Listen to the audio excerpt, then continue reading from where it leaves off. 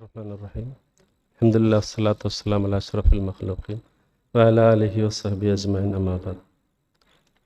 ആദരണീയരായ CHR ഭാരവാഹികളെ, നുഐമാൻ sir, പ്രിയ സുഹൃത്ത് അസ്ഹരി, ബഹുമാന്യനായ തങ്ങൾ, എൻ്റെ പ്രിയ സുഹൃത്ത് ഡോക്ടർ സാബിർ നവാസ് അടക്കമുള്ള ബഹുമാന്യരായ സുഹൃത്തുക്കൾ, അസ്സലാമു അലൈക്കും വറഹ്മത്തുള്ളാഹി വബറകാതുഹു. നുഐമാൻ സാറിൻ്റെ നിർബന്ധം കൊണ്ടാണ് ഞാനിവിടെ വന്നത്. അഗത്തി ഉസ്താദിനെ മരണത്തിന് ശേഷം മാത്രം മനസ്സിലാക്കാൻ സാധിച്ച അല്ലെങ്കിൽ അവസരമുണ്ടായ ഒരാളാണ് ഞാൻ. അതുകൊണ്ട് തന്നെ ആ വിഷയത്തിൽ കൂടുതലായി ഞാൻ സംസാരിക്കുന്നില്ല. എന്നോട് അദ്ദേഹം ആവശ്യപ്പെട്ടത് സമാനമായ രീതിയിൽ നിങ്ങൾക്ക് പരിചയമുള്ള കൺവെൻഷനലായിട്ടുള്ള പണ്ഡിതന്മാരെക്കുറിച്ച് ഉള്ള ഒരു ചിന്ത അവതരിപ്പിക്കാൻ വേണ്ടിയാണ്. ഞാൻ നിങ്ങളോട് പങ്കുവയ്ക്കാൻ പോകുന്നത് ബഹുമാന്യനായ തങ്ങളടക്കം തങ്ങൾ അധ്യാപകനായിരുന്ന, ഞാനൊക്കെ പഠിച്ചു വളർന്ന പാനൂരിലെ ജാമിയ സഹ്റ എന്ന് പറയുന്ന സ്ഥാപനത്തിൻ്റെ കാര്യദർശിയായിരുന്ന ഇസ്മായിൽ ഷിഹാബുദ്ദീൻ പൂക്കോയ എന്ന് പറയുന്ന 1936 ജനിക്കുകയും 2010 വിട പറയുകയും ചെയ്ത ഇസ്മായിൽ ഷിഹാബുദ്ദീൻ പൂക്കോയ തങ്ങൾ എന്ന് പറയുന്ന ഒരു വ്യക്തിയെ കൂടെ പരിചയപ്പെടുത്താനാണ്.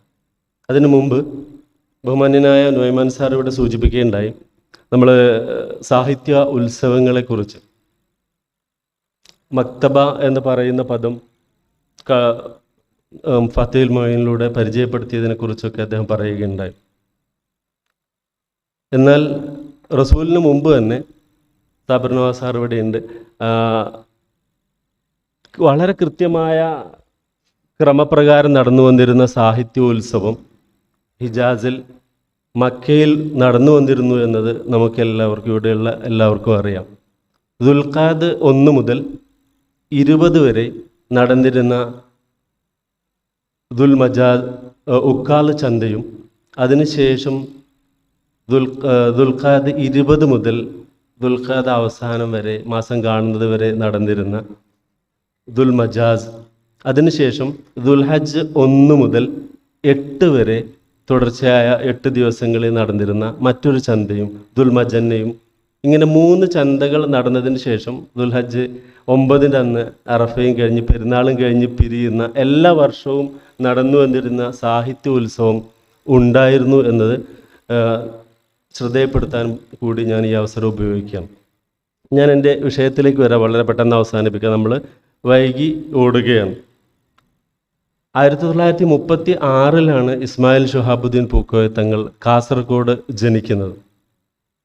ഞാൻ അദ്ദേഹത്തെ പരിചയപ്പെടുത്താനുള്ള കാരണം, ഇതുപോലെ അഗത്തി ഉസ്താദിനെ പോലെ ഈ രചനാരംഗത്ത് വേറിട്ട നിലപാട് കൊണ്ട് ശ്രദ്ധയാകർഷിക്കപ്പെട്ട ഒരു വ്യക്തിയായിരുന്നു ഇസ്മായിൽ ഷിഹാബുദ്ദീൻ പൂക്കോയ തങ്ങൾ. എന്നാൽ മരണത്തിന് ശേഷം മാത്രമാണ് പൊതുസമൂഹവും അദ്ദേഹത്തെയും അറിയാൻ തുടങ്ങുന്നത്.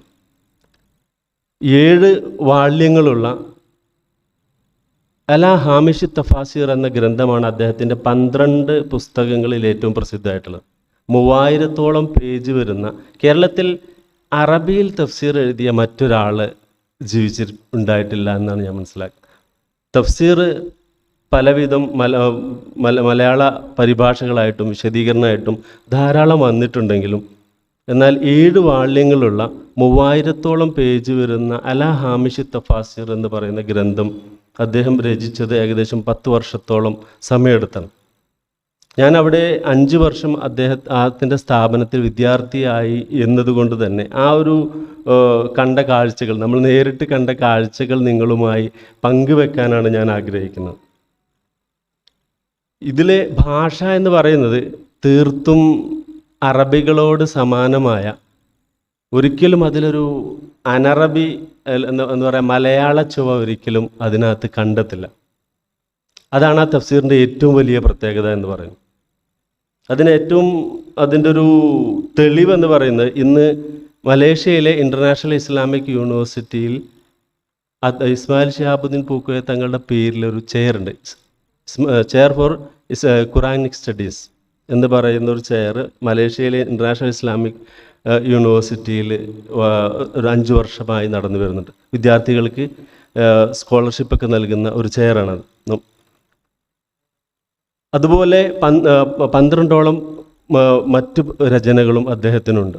അദ്ദേഹത്തെ വേറിട്ട് നിർത്തുന്നത്, നമ്മളിപ്പോൾ ഈ പറഞ്ഞ ഗ്യാപ്പ്, മുയമ്മൻ സാർ പറഞ്ഞ ഗ്യാപ്പ് നികത്തുന്നതിന് വേണ്ടി ശ്രമിച്ച ഒരു വ്യക്തി എന്ന നിലക്കാണ്.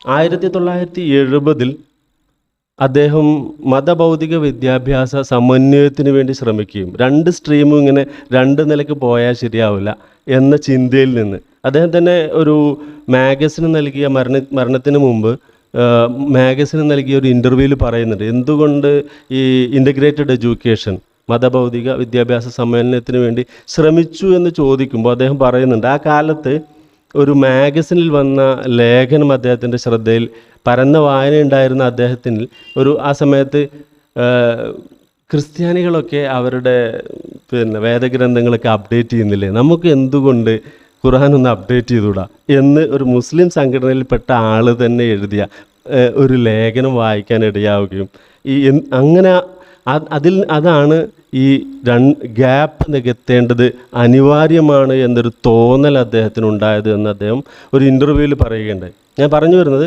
1970 തന്നെ ഏകദേശം നമ്മുടെ യൂണിവേഴ്സിറ്റി ഒക്കെ വരുന്ന സമയത്ത് തന്നെ ഒരു ഇൻ്റഗ്രേറ്റഡ് എഡ്യൂക്കേഷന് കുറിച്ച് അദ്ദേഹം ചിന്തിച്ചിരുന്നു.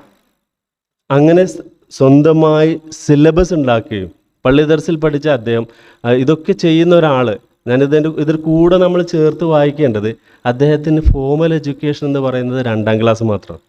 2ാം ക്ലാസ് വരെ മാത്രമേ സ്കൂളിൽ പോയിട്ടുള്ളൂ. പിന്നീടൊക്കെ പള്ളി ദർസുകളിലും മറ്റും സ്വയം ദ്വീപന്തിൽ പോയി പിന്നെ അങ്ങനെ വായനയിലൂടെ നേടിയെടുത്തൊരു ആഴമായിരുന്നു അദ്ദേഹത്തിൻ്റെ വിജ്ഞാനം എന്ന് പറയുന്നത്.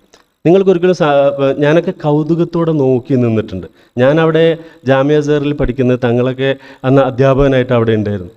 ഞാൻ പഠിക്കുന്നത് 92-ലാണ്. ആ 92-ൽ ഇദ്ദേഹത്തിൻ്റെ കീഴിൽ ഞാൻ MS DOS പഠിച്ചിട്ടുണ്ട്. മീൻസ് അവിടെ അന്ന് DTP പഠിപ്പിക്കുന്നുണ്ട്. 92-ൽ DTP, അതുപോലെ ടൈപ്പ് റൈറ്റിംഗ് എന്നല്ല, ഇദ്ദേഹം തന്നെ ഈ കമ്പ്യൂട്ടർ വഴങ്ങുന്ന ഒരു വ്യക്തിയായിരുന്നു. ഒരു മൗലവിയായ ഒരാൾ 92-ൽ IT ഉപയോഗിക്കുക എന്ന് പറയുന്നത് നിങ്ങൾ അങ്ങനെ വേണം അതിനെ നോക്കിക്കാണാൻ.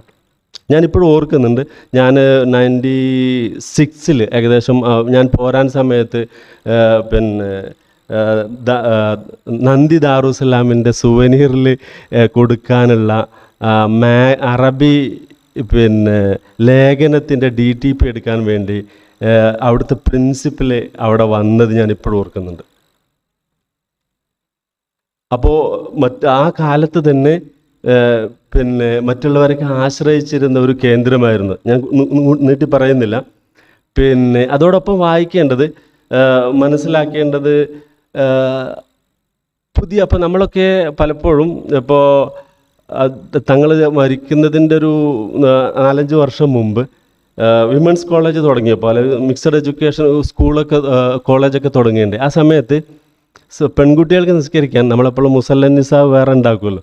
പക്ഷേ തങ്ങൾ ചെയ്ത് നേരെ എന്ത് ചെയ്തു, ക്ലാസ് റൂമിൽ നിന്ന് നേരെ പള്ളിയുടെ അപ്സ്റ്റെയറിലേക്ക്, ഇപ്പോഴും അത് അവിടെ ഉണ്ട്, അപ്സ്റ്റെയറിലേക്ക് നേരെ പാലോട്ടു. എന്നിട്ട് പള്ളിയിൽ തന്നെയാണ് പെൺകുട്ടികൾ നിസ്കരിച്ചിരുന്നത്. അങ്ങനെ ഒരു സുന്നി ബാക്ക്ഗ്രൗണ്ടിൽ വന്നൊരു പണ്ഡിതൻ ആ ഒരു നിലപാട് എടുക്കുക എന്ന് പറയുന്നത് അദ്ദേഹത്തിൻ്റെ ആ ഒരു മനോധൈര്യമാണ്, അല്ലെങ്കിൽ കാഴ്ചപ്പാട് കൊണ്ടാണ് അത് സാധ്യമാകുന്നത്.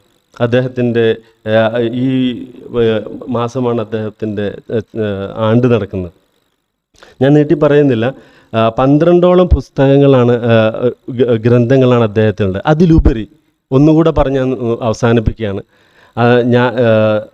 അദ്ദേഹത്തിൻ്റെ സ്ഥാപനത്തിൽ വെള്ളിയാഴ്ച ഖുതുബകളൊക്കെ അദ്ദേഹം സ്വയം എഴുതി തയ്യാറാക്കിയ ഖുതുബകളായിരുന്നു. അതും ശുദ്ധമായ അറബിയിൽ. ഇന്നും അത് ബൈൻഡഡ് വാളിലായിട്ട് അവിടെ ഉണ്ട്. ഒരിക്കൽ പോലും കഴിഞ്ഞ ആഴ്ചത്തേത് ഈ ആഴ്ച ഓതിയതായിട്ട് എനിക്ക് ഓർമ്മയില്ല. അപ്പോൾ ഓരോ ആഴ്ചയും അതാത് സമകാലിക വിഷയങ്ങളിൽ വായിച്ച് അതുകൂടെ ഉൾപ്പെടുത്തി ഓരോ ആഴ്ചയും ശുദ്ധമായ അറബിയിൽ വെള്ളിയാഴ്ച ജുമാ ഖുതുബകൾ എഴുതിയിരുന്നു. അതായിരുന്നു ആ പള്ളിയിൽ എന്താണ് ഖുതുബകളായി വന്നിരുന്നത്. അതിലൊക്കെ പിന്നെ ഇപ്പോൾ കാലിക്കറ്റ് യൂണിവേഴ്സിറ്റിയിൽ തന്നെ അദ്ദേഹത്തിൻ്റെ ഖുതുബകളിലെ കണ്ടൻറ്റിനെ കുറിച്ച് ഒരു PhD നടന്നുകൊണ്ടിരിക്കുന്നു. എനിക്ക് തോന്നുന്നത് ഫറൂഖ് കോളേജാണ് റിസർച്ച് സെൻറ്റർ. ഞാൻ നീട്ടി പറയുന്നില്ല. അദ്ദേഹത്തെ കൂടെ വായിക്കേണ്ടതുണ്ട് എന്ന് മാത്രം പറഞ്ഞുകൊണ്ട് ഈ പരിപാടിയിൽ ക്ഷണിച്ചതിനും, അത് കൂട്ടത്തിൽ നമ്മൾ സിലബസ് സ്വന്തമായി ഉണ്ടാക്കിയ ഒരാളാണെന്ന് ഞാൻ പറഞ്ഞു. അതോടൊപ്പം ആ സിലബസിലൊക്കെ വിദ്യാർത്ഥികളുടെ ഉന്നമനത്തിന് വേണ്ടി ഏതൊക്കെ പുസ്തകങ്ങൾ വേണമെന്ന് കൃത്യമായ ധാരണ അദ്ദേഹത്തിനുണ്ടായിരുന്നു. നമ്മൾ പിന്നീട് വർഷങ്ങൾക്ക് ശേഷമാണ്, ഇപ്പോൾ തങ്ങളൊക്കെ ഉള്ള സമയത്ത് തന്നെ പിന്നെ അബുൽ ഹസൻ അലി നദ്വി സാഹിബിൻ്റെ എല്ലാ ഗ്രന്ഥങ്ങളും അവിടെ സിലബസിൽ ഇൻക്ലൂഡഡ് ആണ്. അന്നൊന്നും സുന്നി സ്ഥാപനങ്ങളിൽ അബുൽ ഹസൻ അലി നദ്വി സാഹിബിൻ്റെ പുസ്തകങ്ങൾ അങ്ങനെ ഉണ്ടാകാറില്ല. പക്ഷേ അദ്ദേഹത്തിൻ്റെ ജാമിയ സെഹ്റയിൽ ആ സിലബസിൽ അത് അന്ന് മുതലേ ഉൾപ്പെടുത്തിയിരുന്നു.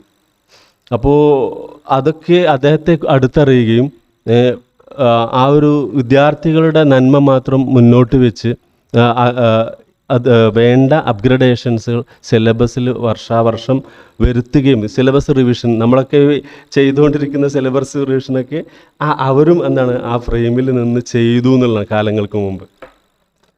ഞാൻ സമയം വൈകിയത് കൊണ്ട് ഞാൻ നീട്ടി പറയുന്നില്ല. ഇൻഷാ അല്ലാഹ് ഇത്തരം ചർച്ചകൾ നമുക്ക് തുടരേണ്ടതുണ്ട് എന്ന് മാത്രം പറഞ്ഞുകൊണ്ട് ഇതൊരു സൽക്കർമ്മമായി പടച്ച റബ്ബ് സ്വീകരിക്കട്ടെ എന്ന് പ്രാർത്ഥിച്ചുകൊണ്ട് നിർത്തുന്നു. അസ്സലാമു അലൈക്കും.